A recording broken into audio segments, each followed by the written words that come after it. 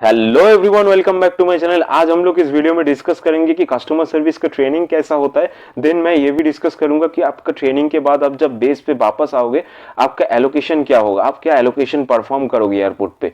तो पिछला 2 वीडियो मैंने अपलोड किया था कि रैम पे ट्रेनिंग कैसा होता है एंड एलोकेशन क्या होता है। देन मैंने अपलोड किया था सिक्योरिटी का ट्रेनिंग कैसा होता है एंड सिक्योरिटी पे एलोकेशंस क्या होता है। तो आप वो वीडियो भी देख लेना, उससे आपको नॉलेज आएगा कि सब डिपार्टमेंट पे कैसा कैसा काम करना पड़ता है। तो आप जब एयरलाइंस पे, किसी भी एयरलाइंस पे ग्राउंड स्टाफ के तौर पे जाओगे तो आपको बड़ा ही हेल्पफुल होगा जब आपको सब डिपार्टमेंट के बारे में नॉलेज होगा। तो चलिए इस वीडियो को शुरू करते हैं। तो पहले मैं बताना चाहूंगा कि आपका जब सिलेक्शन होता है किसी भी एयरलाइंस पे, उसके बाद आपका एक ज्वाइनिंग प्रोसेस रहता है जो फॉलो करते हैं एयरलाइंस। तो मैंने ज्वाइनिंग प्रोसेस का भी वीडियो अपलोड किया था, तो वो वीडियो भी आप देख लेना। उससे आपको नॉलेज आ जाएगा कि आपका सिलेक्शन के बाद ज्वाइनिंग जब होता है तो उससे कितना टाइम लगता है एंड क्या क्या प्रोसीड्योर रहता है। आपका सिलेक्शन हो गया, उसके बाद आपका ज्वाइनिंग प्रोसेस हो गया, फिर आपको फ्री टिकट्स दिया जाता है एयरलाइन से। फिर आप जब ट्रेनिंग सेंटर पे जाओगे वहां पे रहने का, खाने का, एकोमोडेशन सब कुछ कंपनी से ही प्रोवाइड रहता है। आप ग्राउंड स्टाफ के ट्रेनिंग के लिए आपको किसी भी तरह का पैसा नहीं देना पड़ता है इंडिया में।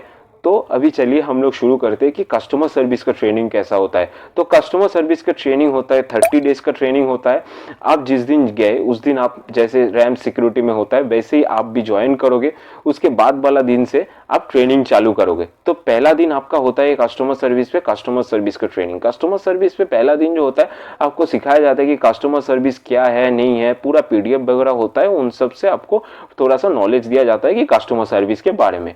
सेकेंड वाला दिन आपको रैम पे ले जाया जाता है। रैम पे बेसिकली आपको फैमिलियराइजेशन कराता है कि एयरबस 320 कौन सा है, एयरबस 321 कौन सा है, एटीआर कौन सा है, फिर बे कौन सा है, मैन्यूवरिंग एरिया कौन सा है, रैम पे काम कैसे किया जाता है, ये सब कुछ का नॉलेज आपको दिया जाता है। फिर आपका शुरू होता है इंग्लिश कम्युनिकेशन का ट्रेनिंग। कस्टमर सर्विस पे इंग्लिश ट्रेनिंग बहुत ही एक इंपॉर्टेंट ट्रेनिंग होता है, क्योंकि आपको सारा दिन कस्टमर के साथ इंटरेक्ट करना होगा, तो उसीलिए ये ट्रेनिंग दिया जाता है। इससे आपका जो कम्युनिकेशन स्किल रहता है बहुत ही एनहांस हो जाता है।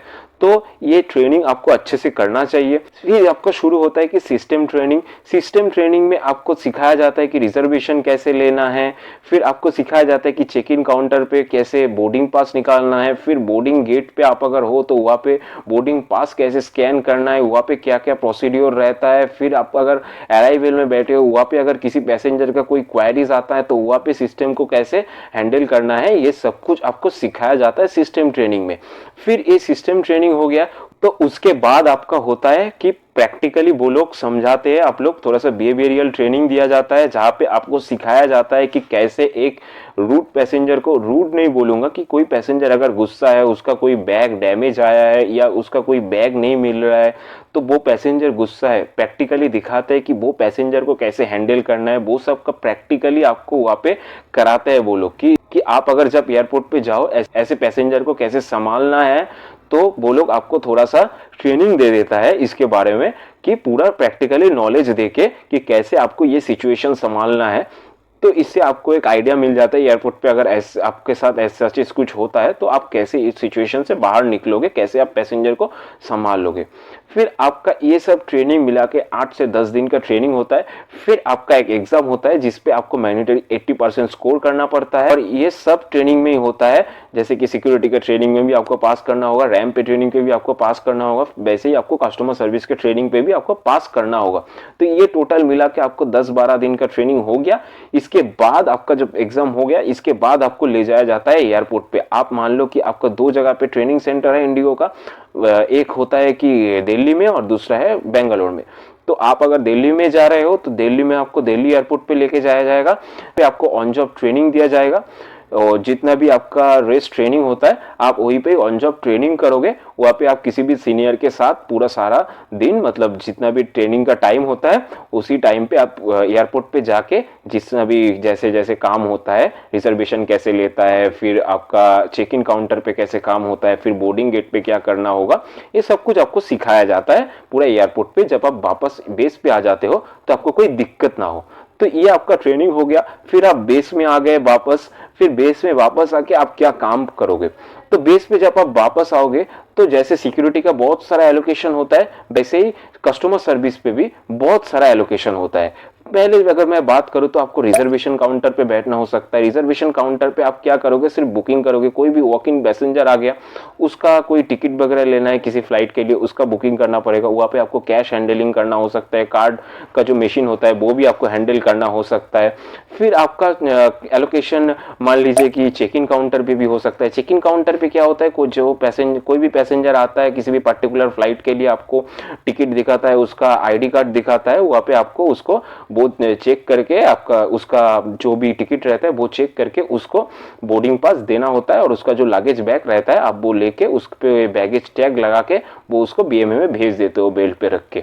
तो ये यहाँ पे भी आपका एलोकेशन हो सकता है। फिर आपका होता है कि बोर्डिंग गेट पे हो सकता है। बोर्डिंग गेट पे आपको क्या करना होगा, बोर्डिंग गेट पे आपको किसी भी पर्टिकुलर फ्लाइट के लिए आपका एलोकेशन होता है, आपको वो बोर्डिंग गेट नंबर बता दिया जाएगा। आप वो बोर्डिंग गेट पे जाके उस पर्टिकुलर फ्लाइट के लिए अनाउंसमेंट करोगे, फिर आप जोन वाइज वहां पे बोर्डिंग स्टार्ट करोगे। जितना भी जहां पे भी मतलब जैसा टाइम रहेगा वैसे टाइम पे आप बोर्डिंग स्टार्ट करोगे। उसके पहले अनाउंस करना होगा आपको, फिर अनाउंस करके आप बोर्डिंग स्टार्ट करोगे। बोर्डिंग स्टार्ट पे पहले जोन 1 जोन 2 जोन 3 करके आप बोर्डिंग करोगे। उसके बाद आपका जब बोर्डिंग हो गया, वहां पे जो सिस्टम रहता है वो आपको भी ट्रेनिंग पे मैंने बोला कि बोर्डिंग गेट पे जो रहता है सिस्टम, वहां पे भी आपको स्कैन वगैरह जो करता है वो सब मशीन का भी सिस्टम ट्रेनिंग में आपको सिखाया जाता है। तो वही आप बोर्डिंग गेट पे जो सब स्कैन करके फिर पैसेंजर को भेज दोगे एयरक्राफ्ट में। फिर तो आपने बोर्डिंग करा दिया। बोर्डिंग करने के बाद आपको चेक करना होगा कितना पैसेंजर ऑन बोर्ड है, कितना पैसेंजर आया, कितना पैसेंजर नहीं आया, कितना पैसेंजर गेट नो शो है।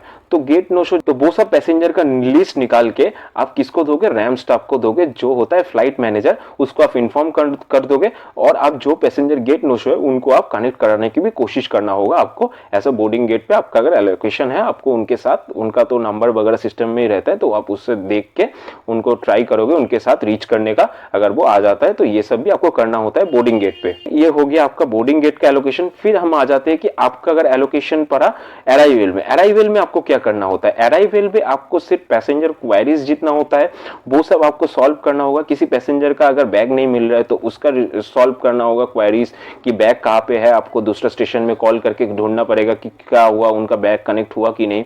फिर अगर मान लीजिए किसी का मतलब कि बैग फटा हुआ है तो वो भी आपको रिजॉल्व करना होगा।